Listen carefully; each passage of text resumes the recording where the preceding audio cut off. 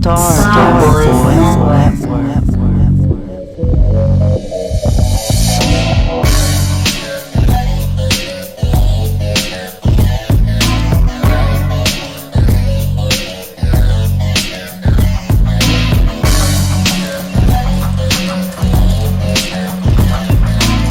Good morning, afternoon, or evening, whatever time it is, wherever you're coming from. Cowboys Nation, you know the drill. Welcome to Starboys Network. I'm your host, Zach White. Hey, today is a disappointing day. It is a very disappointing day coming off of the loss to the Kansas City Chiefs. We only scored 9 points. They got 19. And there are a lot of things to be said about this game, both offensively and defensively, and where we stand as a team. But I will like everybody to keep in mind, we are still 2.5 games ahead in the East. The sky is not falling. We have still a really good record of 7-3.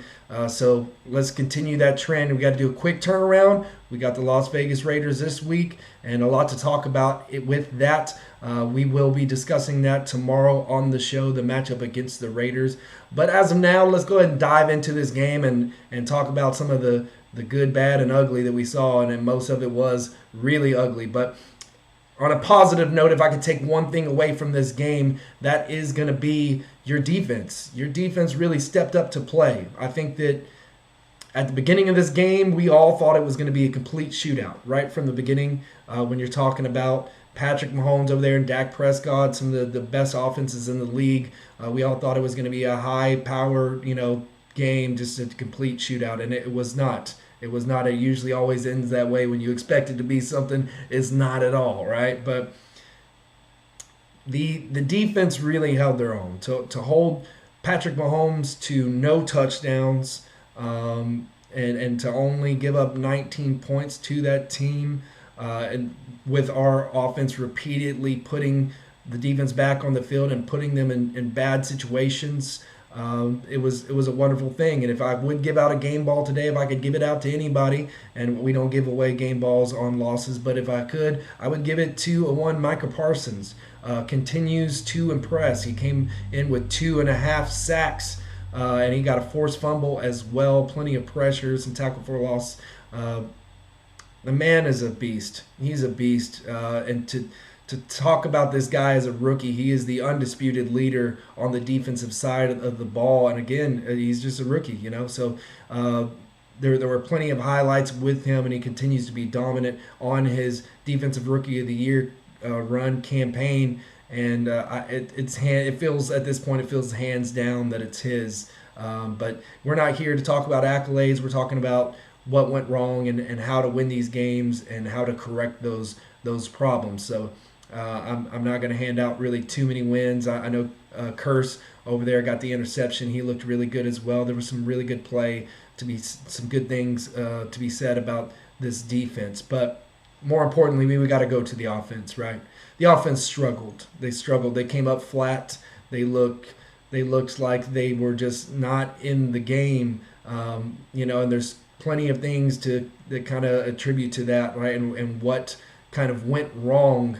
And if we can start right from the beginning, and just the penalties. If we're gonna point fingers, we'll talk about it all, right? The penalties were a huge issue in this game. I mean, you had a face mask that was reviewed when they were reviewing something after the fact, and then they call a face mask. That's never been done, and the NFL really needs to get its rules together. This is just kind of weird stuff that makes zero sense, and it seems like some of these things only happen against the Cowboys. So I understand each and everybody's frustration with that, and those things need to be dealt with. And if we're being honest, these damn refs need to be penalized for their terrible calls, but there was some calls on both sides of the field. The coin can flip really either way. But still, it's still very disappointing to go week in and week out and keep seeing these things, and it feels like it really kind of hits home with us in particular. But again, moving on to some of the things. I mean, you don't have Amari Cooper out there. You lose CeeDee Lamb at halftime, and then you don't have Tyron Smith out there, and that was the main thing, and we're going to discuss that more. But that's the main thing that really showed, and it all really boils down to the offensive line. We can talk about Kellen Moore, sure. We can talk about his game plan and how he was not able to get extra protection over there. We can talk about the coaching decision of putting Connor McGovern there as your starting left guard and pulling out Connor Williams, and then having Connor McGovern right there against Terrence Steele, which looked much better against Atlanta last week, but struggled horribly against the Denver Broncos. So and he gave up a strip sack as well on a just complete miscue there in Arrowhead Stadium. And I think that's something really important about this whole thing, is they decided to make that decision with Connor McGovern. In hindsight,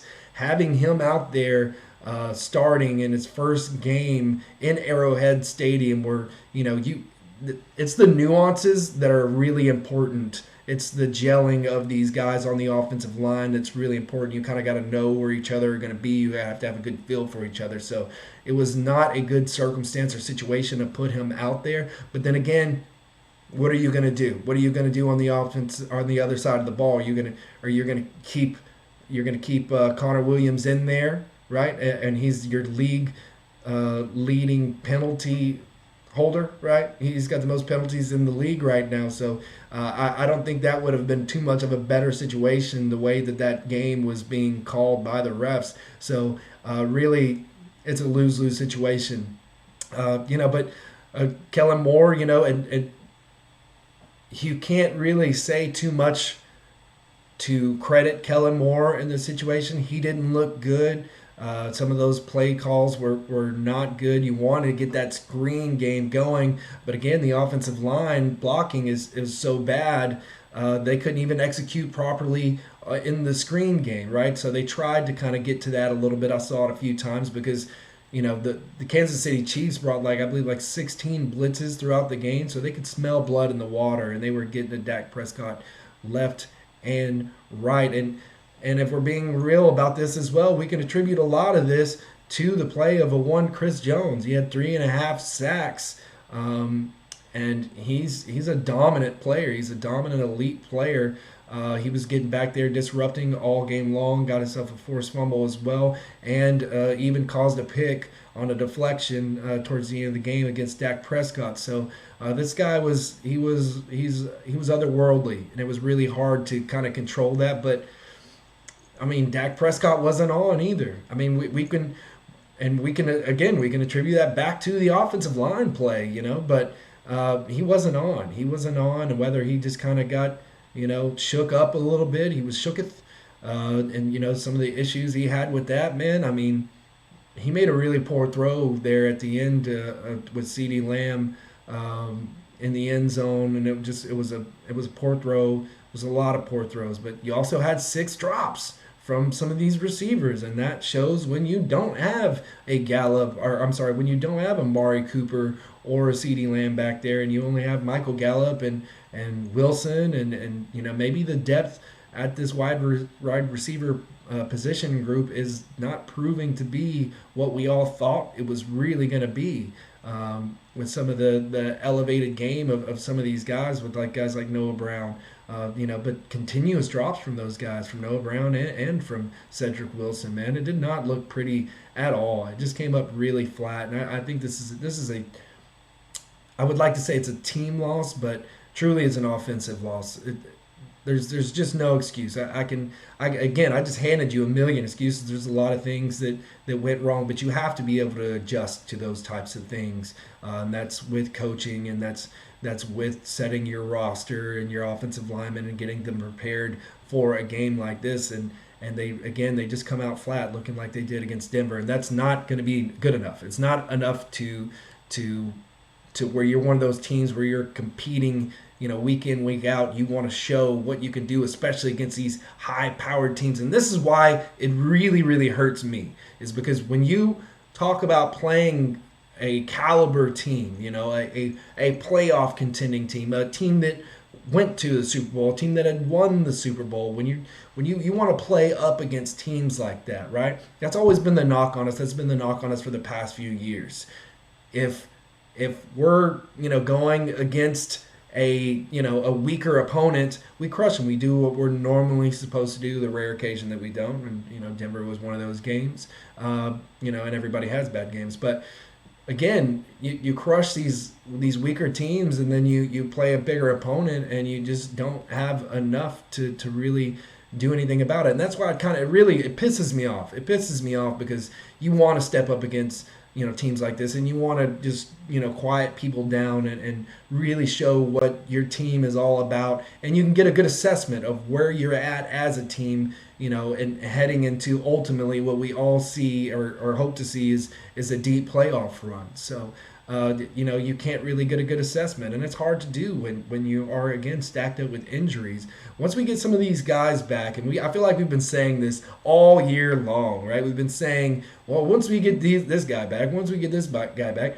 injuries are a part of the season, and it just is what it is. You have to be able to adjust and adapt. But again, I will say that I am very excited about the possibility of having DeMarcus Lawrence, a Randy Gregory, and Micah Parsons all on the field together at the same time. That's going to be a beautiful thing to see. Having Tyron Smith out back on the field, having a healthy offensive line. We haven't had Lyle Collins and Tyron Smith play together outside of the first game that we had against the Buccaneers since 2019. So you want to see a healthy offensive linebacker there. We shouldn't be talking about these guys, these second string guys that are coming in and really just helping out. Again, injuries are a big part of it, but my God, it seems like the offensive line rotation struggle has been really real, and that's why a lot of these players have kind of grown into themselves, not as much as we would like. Again, switching over Terrence Steele, that swing tackle. We think it's good one week here against Atlanta. He has a comeback game against Atlanta, and then he just it's like back to reality, right, with the whole thing. So, and we still got a lot to figure out. We have to figure out that left guard position, right? Is this a problem because it's his first game, Connor McGovern's first game? Is it a problem because you got Terrence Steele out there, and there's a lot of really great play and masking by a Tyron Smith? There's a lot to be said about that. So we have a lot of things to consider going forward, is if we do start a Connor Williams out there, or we start a Connor McGovern out there, and what we're going to do going forward with that. These coaches got a lot of things to figure out, but at a very short amount of time to do it in, because we play the Raiders this week. Like I said, on Thanksgiving Day, it's going to be a huge matchup. We really got to kind of just move on from that game, watch the film, kind of figure out exactly what went wrong, what can be improved, but then we got to wash it away, right? We have to establish a dominant run game this week going into the Raiders matchup. And again, we'll discuss that more on tomorrow's show. But there's a lot of things that need to be figured out for this team. And once we feel like we have like a true identity, a true understanding of this team, and then something like this happens, and it's not the only team that has done this. I mean, you talk about the Kansas City with 4 losses themselves. There was times where the Kansas City Chiefs and Patrick Mahomes came up flat as well. You talk about the Buffalo Bills and the struggles that they've been going through as well lately on offense. It's a weird season. You talk about the Titans, and they have injuries too, but you talk about them losing to a 2-8 Texans, 1-8 Texans team, now 2-8. And they were 8-1 at the time. So, there's a lot of things really to consider going into this and around the league. And it's any given Sunday, it really is. But, I'm not saying that's anything to necessarily be encouraged by. But I would say this: do not get down on that, right? Do not get down. Don't let it bring you down with the thought that our quarterback's not capable, or this offense isn't capable. We've again carried one of the number one offenses in the league. I think it's really about health, and that's what it's really going to boil down to, is getting all your guys back healthy and on the field. And when they're not, you have to find ways. You have to find ways to overcome these losses. You have to find ways to bounce back. You have to find ways to win. And really, that's what it is. It's finding those keys, turning on the ignition, and hitting it, flooring it, to the ground. We got to keep it moving. We got to keep it moving. No rear view mirrors on spaceships, right? That's exactly the quote that we're gonna live by, right along there with Bones. So we got to keep it moving forward, guys. And as always, make sure to like and subscribe to this channel. We got a lot of great content coming out your way. And also go ahead and head over to starboysnetwork.com and check out everything that we have going on there with the Star Boys report and some of the latest articles we have as well. You got 2 podcasts coming up your way very soon, so make sure to stay tuned into that, and then just stay on top of all the great stuff that we have coming out for you guys. We want to keep you guys updated, knowing what's going on, being in the know-how. I know there's a lot of great content creators out there, but just make sure that you tune into ours, because we are one of those up and coming shows. So make sure to definitely keep tuned into this, and we're going to keep it growing and keep it moving. Cowboys Nation, on to the next one. Let's go.